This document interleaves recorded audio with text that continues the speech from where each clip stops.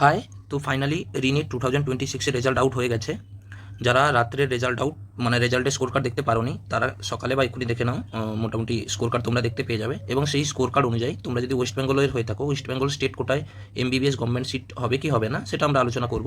আর score card দেখে তোমরাও আশা করি বুঝে গেছো বা বুঝে গেছো যে মোটামুটি র্যাঙ্ক কত দূর আছে এবং কত অবধি যায় ওয়েস্ট বেঙ্গলের স্টেট কোটায়। তো তার আগে আমরা জানবো যেটা এনএমসি 13 তারিখে একটা সিট ম্যাট্রিক্স পাবলিশ করেছিল, যেগুলোতে ইনক্রিজিং সিট হয়েছিল।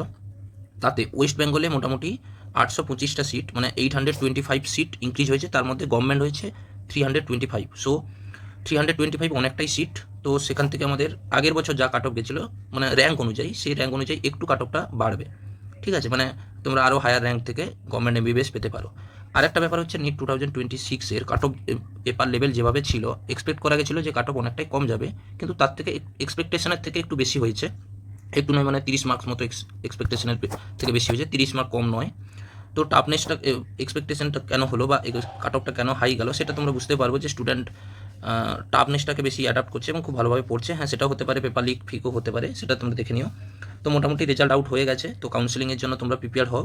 আর কারা কারা গভর্নমেন্ট সিট পাবে বা যারা বর্ডার লাইনে আছো তারা একটু চাপে থাকবে, কিন্তু যারা ভালো র্যাঙ্ক হয়েছে তারা তো কনফার্ম হয়ে গেছো যে তোমাদের সিট হয়ে যাবে এমবিবিএস গভর্নমেন্ট সিট। আর যারা মোটামুটি র্যাঙ্ক থেকে একটু পিছিয়ে আছো, তোমরা ভেবে দেখো তোমরা কি করবে, ড্রপ দেবে বা জিনিসটাকে কুইট করবে, সেটা তোমরা একটু গার্জেনের সঙ্গে আলোচনা করে দেখো। আচ্ছা, 13 তারিখে এনএমসি একটা সিট ম্যাট্রিক্স পাবলিশ করেছিল, ইনক্রিজিং সিট ম্যাট্রিক্স। তাতে আমাদের ওয়েস্ট বেঙ্গলে মোটামুটি গভর্নমেন্ট সিট তোমরা 325টা গভর্নমেন্ট সিট ইনক্রিজ হয়েছে। সো সেই অনুযায়ী র্যাঙ্কটা একটু বেশি যেতে পারে বা কাট অফটা একটু কম যেতে পারে। আবার তার থেকেও বড় কথা, এই নিট 2026-এর আমাদের ওয়েস্ট বেঙ্গলের ওভারঅল পারফরমেন্স কেমন ছিল, তার কারণ দেখবে এনটিএ যেটা আজকে পাবলিশ করেছে র্যাঙ্ক অনুযায়ী, তাতে দেখবে টপার র্যাঙ্ক অনুযায়ী আমাদের ওয়েস্ট বেঙ্গলে শুধুমাত্র একজন আছে, সব্যসাচী নস্কর বলে, আই থিঙ্ক নাম, কনগ্রাচুলেশন। ও শুধুমাত্র একজনই ওয়েস্ট বেঙ্গল থেকে আছে। তো আমাদের ওভারঅল ওয়েস্ট বেঙ্গলের রেজাল্ট কেমন যাবে, এভারেজ যাবে না এভারেজ থেকে বিলো যাবে বা এভারেজ থেকে একটু বেশি যাবে, তার উপর ডিপেন্ড করবে। তো আশা করি মোটামুটি এভারেজই যাবে ওয়েস্ট বেঙ্গলে। তো ওয়েস্ট বেঙ্গলের স্টুডেন্টদের কাট অফটা একটু হাই যেতে পারে। তো এটা কিন্তু সম্পূর্ণ ওয়েস্ট বেঙ্গলের উপর, সেটা তোমরা পেয়ে যাবে ডকুমেন্টস ভেরিফিকেশনের পর। তোমরা লিস্ট যখন পেয়ে যাবে তখন বোঝা যাবে যে ওয়েস্ট বেঙ্গলের কাট অফটা কেমন যাবে। তবুও মোটামুটি আশা করছি এরকম কাট অফ যাবে। তোমরা একটু পরেই আমি সেটা আলোচনা করছি, সেটা আগে দেখে নাও কোন কোন গভর্নমেন্ট কলেজে কতটা সিট ইনক্রিজ হয়েছে। তোমরা আগে সেটা দেখে নাও। সেটা হচ্ছে, দেখো, সাগর দত্ত মেডিকেল কলেজে টোটাল নিট 2025-এ এতটা সিট অ্যাপিয়ার ছিল, এখন 25টা ইনক্রিজ করা হয়েছে। তো টোটাল 150টা বা 150টা মোটামুটি সিট গেছে। আর পিজি মেডিকেল কলেজে 200টা সিট ছিল, সেটাতে 50টা বাড়ানো হলো, মানে বাড়ানো হয়েছে, সেটা 250টা হলো। আর ঝাড়গ্রাম মেডিকেল কলেজ, সেটাতে 50টা ইনক্রিজ করা হয়েছে।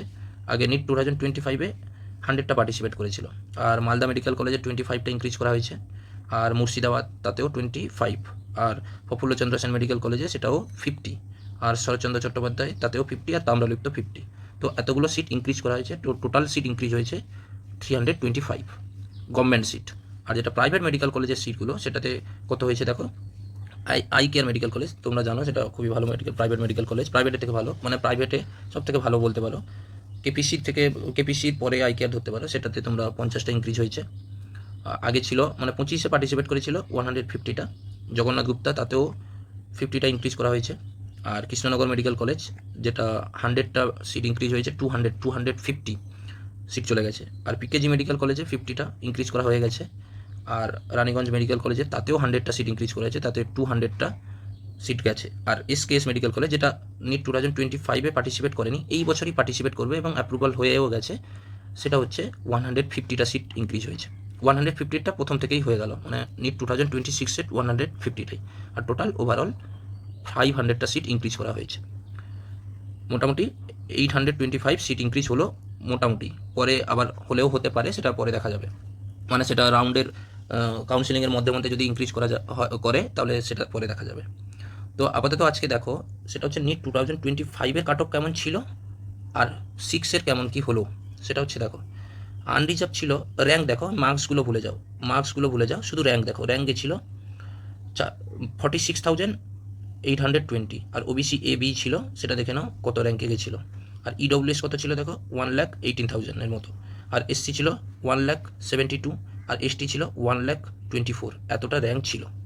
তাহলে এক তো আমাদের সিট ইনক্রিজ হয়েছে, দুই ওয়েস্ট বেঙ্গলের ওভারঅল পারফরমেন্সের উপরে কেমন কি যাবে তার উপরে। তো এক্সপেক্টেড আমার যেটা মনে হয় এর থেকে আরও বেশিও যেতে পারে। যদি বেশি যায় খুবই ভালো কথা, আশা করি কম তো যাবে না, এক্সপেক্টেড এরকমই হয়, এর থেকে বেশিও যেতে পারে। হ্যাঁ, দেখে নিও একটু। দেখো আনরিজার্ভ নিয়ার অ্যাবাউট 50K মতন যাবে, মানে 50K মানে তোমরা দেখে নাও মার্কসটা, এটা একটু গন্ডগোল হতে পারে, হয় 434 বা 435 এরকম যেতে পারে মার্কসটা। যারা 434 পেয়েছো ওয়েস্ট বেঙ্গলে তারা কিন্তু মোটামুটি হয়ে যাবে, তোমাদের গভর্নমেন্ট এমবিবিএস সিট হয়ে যাবে। আর ওবিসি 432 যারা পাচ্ছ মোটামুটি তাদেরও হয়ে যাবে। আর ইডব্লিউএস 478 যারা পাচ্ছ বা 1,20,000 যাদের র্যাঙ্ক আসছে অল ইন্ডিয়া র্যাঙ্ক, তাদেরও চান্স আছে। যারা বর্ডার লাইনে আছো, এর কম হলে তো তোমরা কনফার্ম হয়ে যাবে, অসুবিধা নেই। আর এসসি ছিল দেখো 1,72,000 ছিল নিট 2025-এ, আর এখানে 1,74,000 বা তার থেকে একটু বেশি হতে পারে, 1,76,000 এরকম যেতে পারে। তো এটা দেখে নাও। যারা 440, 45ও পেয়েছো তারাও কিন্তু এক্সপেকটেশন করে রেখো।